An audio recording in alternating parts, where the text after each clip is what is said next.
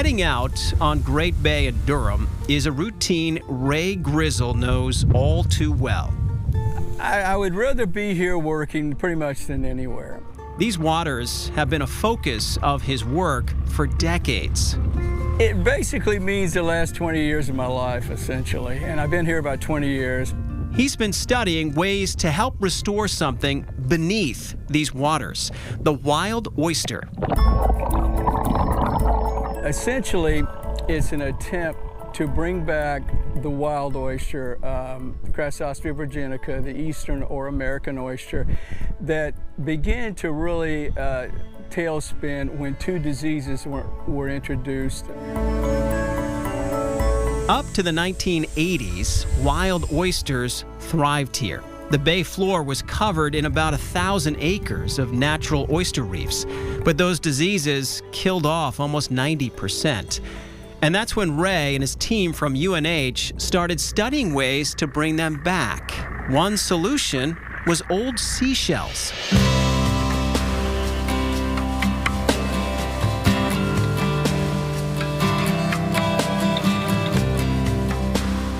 Young oysters want to be attached to something, then slowly grow upwards out of the mud. To help that process, they dumped seashells into the bay. That the young oysters that are in larval form can settle on and begin to start the reef. We also will put out oysters of different sizes, some from disease-resistant strain and others that we grow in the laboratory, and then we put them out to kind of jumpstart the reef.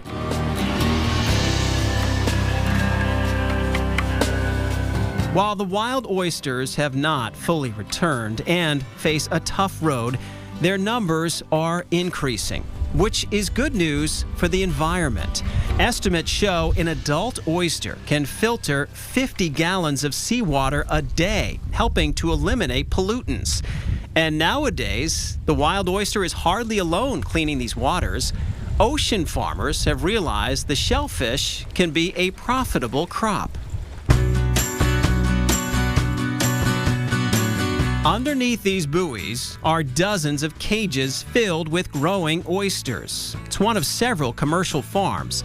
In the last 20 years, New Hampshire went from one oyster aquaculture site to 27. One of those farmers is Brian Giannacco, who works this site in Newington. Look at that. Nice and full. Unlike a wild oyster, a commercial oyster is grown very carefully for 3 years to sell to local restaurants. And oyster aficionados, like Ray, say the taste from these waters is unique. I would say briny with a buttery, creamy finish. Yes. While Great Bay and Little Bay are the heart of oyster farming in New Hampshire, there are a couple of guys finding success a little farther south.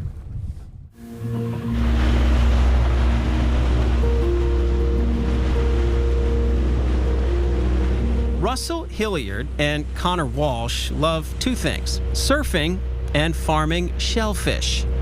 There's something about working on the water, working with your hands, and then also doing something that's really, really good for the environment at the same time. The guys met as aquaculture students in college and later tried farming land crops. But that all changed when they were working at a busy oyster bar. They were going through hundreds, if not a few thousand oysters, and I was like, maybe we should switch gears. And we did.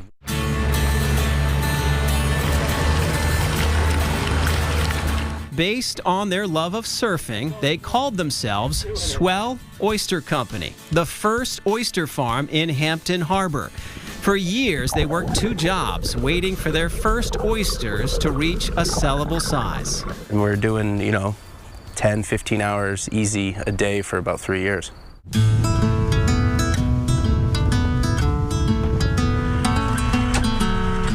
And there's nothing easy about this work. They head out every day to farm their sites in the tidal marsh. At low tide, it's fully exposed in the mud, but at high tide, they can reach it by boat.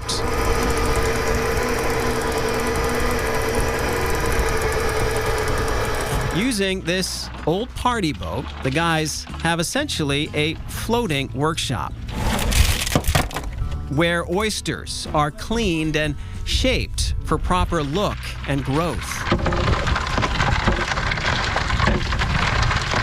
In fact, over the 3 years it takes for an oyster to mature, each one will be handled dozens of times. What the chip and the tumbling also does is chips that new growth. So that new shell comes off and it helps keep them like that deep cup shape. If they didn't, the oyster would grow too large or misshapen. What reaches your dinner plate required lots of labor. As for the taste, It's yummy. It's salty, right? Swell Oyster not only sells to local restaurants, they've opened this retail store right in Hampton Harbor. It's about a 5 to 8 minute boat ride from the shack to the farm, so I don't know if you can get much fresher than that.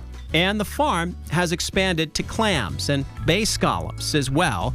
But the oyster remains the star, helping to clean our ocean waters before heading to a raw bar near you.